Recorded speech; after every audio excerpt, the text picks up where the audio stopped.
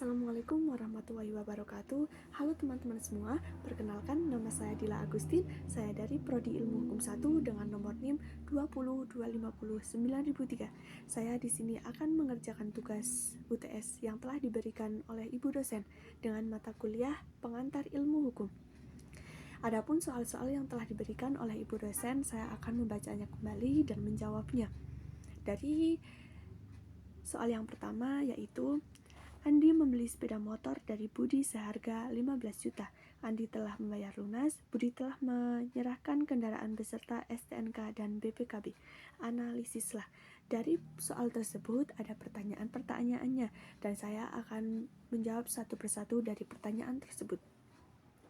Dari pertanyaan yang pertama yaitu, siapa subjek hukum dalam kasus tersebut? Sebelumnya, subjek hukum itu apa sih teman-teman? Menurut saya, subjek hukum itu adalah pihak yang dapat memiliki hak dan kewajiban. Nah, dalam kasus tersebut, subjek hukumnya adalah Andi sebagai pembeli dan Budi sebagai penjual. Karena apa? Karena keduanya merupakan orang perseorangan yang sah untuk dijadikan subjek hukum. Adapun pertanyaan yang kedua yaitu, apa objek hukumnya? Objek hukum dalam kasus tersebut yaitu sepeda motor yang diperjualbelikan maupun STNK dan BPKB juga termasuk dalam objek hukum karena sebagai bukti kepemilikan. Dan pertanyaan yang ketiga yaitu, peristiwa hukum apa yang terjadi? Peristiwa hukum itu adalah yang menimbulkan akibat hukum. Nah, peristiwa hukumnya dari kasus tersebut adalah perjanjian antara Andi dan Budi yang dibuktikan dengan pembayaran dan diserahkan dengan STNK dan BPKB.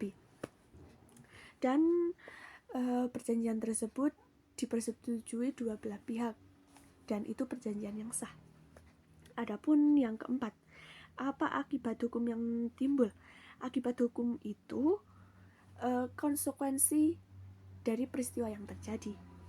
Ya, akibat hukumnya apa sih teman-teman?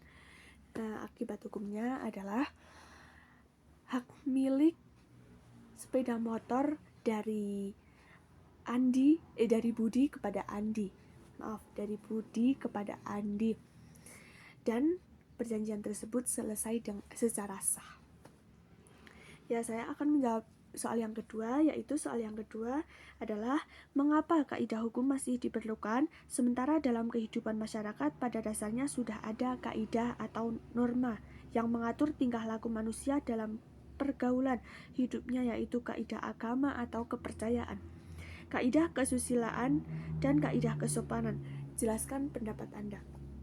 Menurut saya sendiri, kaidah hukum itu harus masih dilakukan karena kaidah kesopanan, kaidah kesusilaan, kaidah keagamaan itu masih kurang, belum mempunyai sanksi yang tegas maupun memaksa.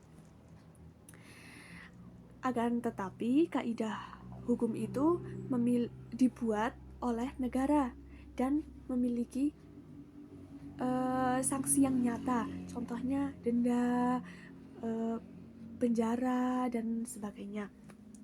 Dan kaidah hukum itu bersifat mengikat untuk semua orang dan menimbulkan ketertiban.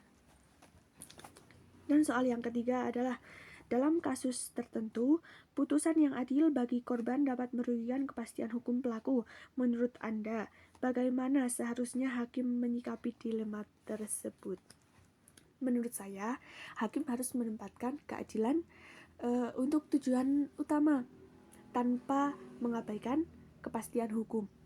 Cara menyikapinya yang pertama, hakim itu harus menafsirkan secara profesional dan berkeadilan. Yang kedua, menyeimbangkan tiga hukum. Yang pertama, keadilan, yang kedua kepastian, yang ketiga kemanfaatan. Dan poin yang ketiga hakim itu harus berpegang teguh dengan hukum yang berlaku. Yang keempat, harus mempertimbangkan putusan dari korban dan masyarakat. Intinya, hakim itu tidak boleh mengorbankan kepastian hukum semata, dan juga tidak boleh mengabaikan kepastian hukum. Akan tetapi, hakim itu harus bersifat memiliki putusan yang adil. Dan yang keempat, soal yang keempat, bagaimana pendapat Anda terkait adagium hakim? Tidak boleh menolak perkara dengan alasan tidak ada hukum yang mengatur. Apakah realistis dalam bentuk praktik peradilan? Menurut saya, dalam bentuk praktik peradilan itu sangat penting dan masih realistis, walaupun ya sangat menantang, karena hakim itu sudah memastikan keadilan. Hakim itu adalah penegak keadilan, bukan hanya condong ke undang-undang saja. Ya, akan tetapi praktik modern peradilan ini harus dibatasi, karena kalau tidak dibatasi itu sangat beresiko, karena penafsiran hakim itu sangat berbeda-beda. Akan tetapi dalam hal itu, karena itu hakim harus mempunyai prinsip berpegang teguh dengan prinsip kepastian hukum. Dan yang soal kelima, bagaimana menurut Anda hubungan ideal antara keadilan, kepastian hukum, dan kemanfaatan hukum dalam praktik penegakan hukum Indonesia? Menurut saya dalam soal tersebut harus bersifat seimbang, karena hukum itu harus tidak bisa dipilih salah satu, karena 3 pilar itu harus diseimbangkan. Idealnya yaitu yang pertama keadilan hukum. Keadilan hukum itu adalah tujuan utama. Yang kedua itu kepastian hukum menjadi landasan hukum. Yang ketiga, kemanfaatan hukum, yaitu menjadi orientasi sosial, dan di situ harus diseimbangkan, bukan hanya dipilih salah satu. Begitu, saling menyeimbangkan, saling menguatkan, bukan malah mengalahkan. Ya, begitu. Dan pada nomor 6 itu soalnya sama dengan yang nomor 4. Nah, selanjutnya nomor 7. Apakah Indonesia bisa menerapkan sistem peradilan juri? Apa keuntungan dan kekurangan apabila Indonesia menerapkan sistem peradilan juri? Berikan pendapat Anda.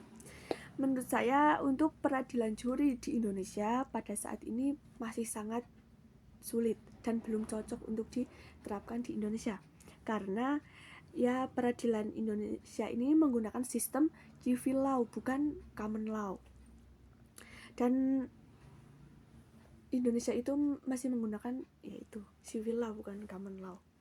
Ya, untuk keuntungan dan kekurangannya pasti ada. Keuntungannya untuk masyarakat lebih berpartisipasi dalam peradilan.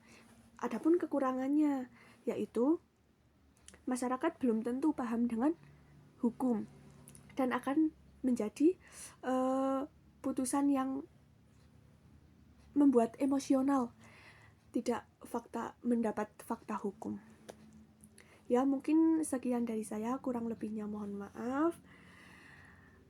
Wassalamualaikum warahmatullahi wabarakatuh. See you teman-teman.